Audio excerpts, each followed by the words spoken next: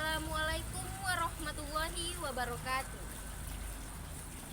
Yang saya hormati dosen pembimbing kami, Bapak Zulkifli SPD MPD. Perkenalkan, nama saya Wafik Nur Aziza. Saya mahasiswi IAIN Lok Semawe semester 1 jurusan Pendidikan Agama Islam. Alhamdulillah, alhamdulillahilladzi nahmaduhu wa nasta'inuhu wa nastaghfiruhu wa na'udzu billahi min sururi anfusina wa min sayyiati a'malina may yahdihillahu fala mudilla lahu wa may yudlilhu falan tajida lahu waliyan mursyida. Pertama-tama marilah kita panjatkan puja dan puji syukur atas kehadirat Allah Subhanahu wa taala yang mana kita masih diberi nikmat kesempatan sehingga kita bisa menyelesaikan tugas puas tasawuf kita. Baiklah, di sini saya akan menjelaskan materi tentang konsep baik dan buruk menurut aliran hedonisme yang saya tuntaskan untuk mendapatkan nilai akhir dari mata kuliah tasawuf. Oke, di sini kita bakal masuk pembahasan. Pengertian baik dan buruk. Dari segi bahasa, baik adalah terjemahan dari kata khair dalam bahasa Arab atau good dalam bahasa Inggris. Baik bisa kita artikan yaitu yang sesuai dengan keinginan kita sendiri, sedangkan buruk dapat kita artikan sebagai yang tidak sesuai dengan keinginan kita atau tidak dengan tujuan kita. Tingkah laku manusia adalah tingkah laku yang baik jika tingkah laku mereka menuju kesempurnaan manusia. Penentuan ukuran baik dan buruk sejalan dengan perkembangan pemikiran manusia, berkembang pula patokan yang digunakan orang dalam menentukan baik dan buruk. Beberapa aliran filsafat yang dapat memengaruhi pemikiran akhlak tersebut dapat dikemukakan secara ringkas, yaitu 1. Baik dan buruk menurut aliran adat istiadat atau sosialisme. Menurut aliran ini, baik atau buruk ditentukan berdasarkan adat istiadat yang berlaku dan dipegang teguh oleh masyarakat. Orang yang mengikuti dan berpegang teguh pada adat dipandang baik, sedangkan orang yang tidak mengikuti dan menentang adat istiadat dipandang dengan buruk, dan kalau perlu dihukum secara adat. 2. Baik dan buruk menurut aliran hedonisme. Aliran hedonisme adalah aliran filsafat yang terhitung tua karena berakar pada pemikiran filsafat Yunani, khususnya pemikiran filsafat Epicurus yang selanjutnya dikembangkan oleh Cyrenis dan belakangan ditumbuh kembangkan oleh Freud. Menurut paham ini, banyak yang disebut perbuatan yang baik adalah perbuatan yang banyak mendatang kelezatan, kenikmatan, dan kepuasan nafsu biologis.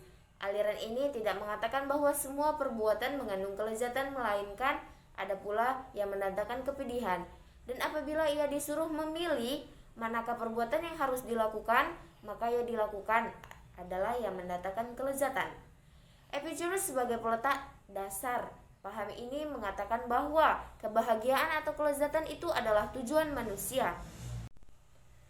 Tidak ada kebaikan dalam hidup selain kelezatan dan tidak ada keburukan kecuali penderitaan.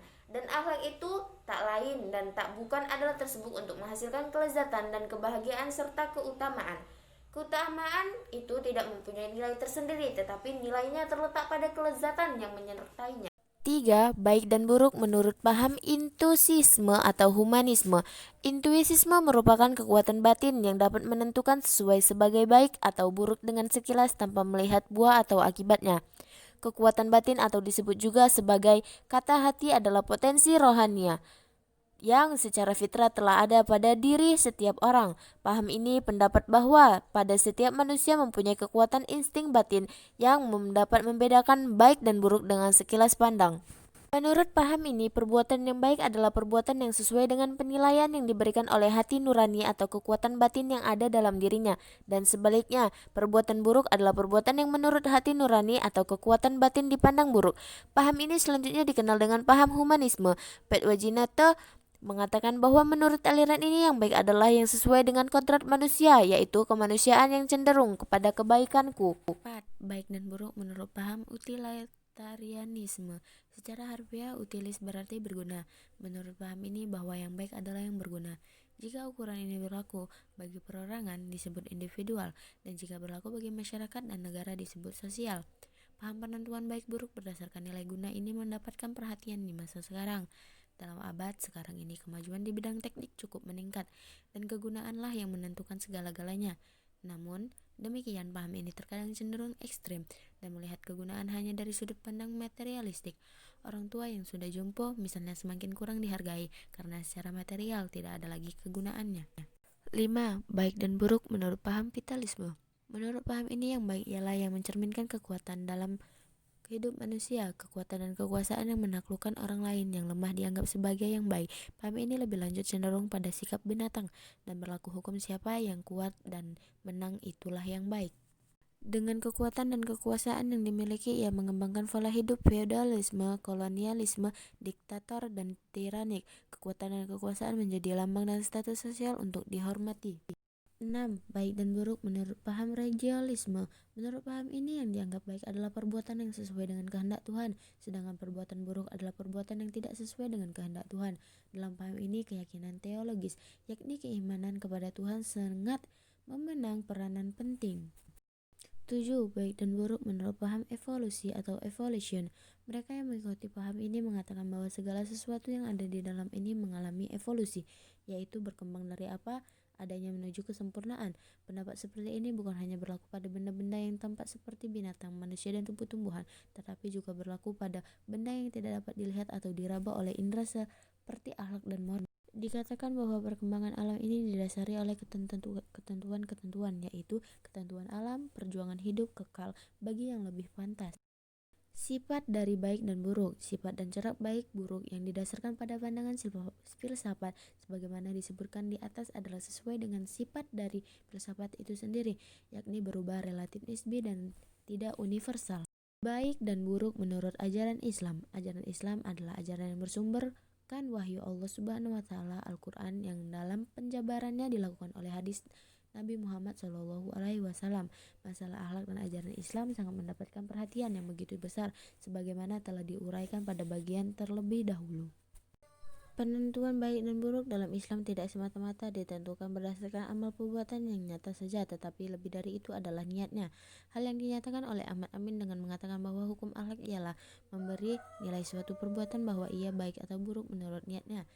Dalam menentukan perbuatan yang baik dan buruk itu, Islam memerhatikan kriteria lainnya, yaitu dari segi cara melakukan perbuatan itu. Penutup. Dari segi bahasa, baik adalah terjemahan dari kata khair dalam bahasa Arab atau good dalam bahasa Inggris. Dalam bahasa Arab, yang buruk itu dikenal dengan istilah syarr dan diartikan sebagai sesuatu yang tidak baik, yang tidak seperti yang seharusnya, tak sempurna dalam kualitas, di bawah standar, kurang dalam nilai, tak mencukupi, keji, jahat, tidak bermolar, tidak menyenangkan, tidak dapat disetujui, tidak dapat diterima, sesuatu yang tercela, lawan dari baik, dan perbuatan yang bertentangan dengan norma-norma masyarakat yang berlaku. Sifat baik atau buruk yang dihasilkan berdasarkan pemikiran filsafat tersebut menjadi relatif dan nisbi pula, yakni baik dan buruk yang dapat terus berubah. Sifat baik buruk yang dikemukakan berdasarkan pandangan tersebut sifatnya objektif, lokal, dan temporal, dan oleh karenanya nilai baik dan buruk itu sifatnya relatif. Adapun saran yang ingin saya berikan dengan adanya mengetahui baik dan buruk dalam pembelajaran akhlak tasawuf, saya menyadari bahwa penjelasan yang disusun ini masih terdapat banyak kekurangan. Karena itu, kritik, saran, dan masukan yang sifatnya membangun sangatlah saya harapkan untuk baiknya ke depannya untuk saya. Sekian dari penjelasan materi saya saat ini. Wabillahi taufiq wal hidayah. Wassalamualaikum warahmatullahi wabarakatuh.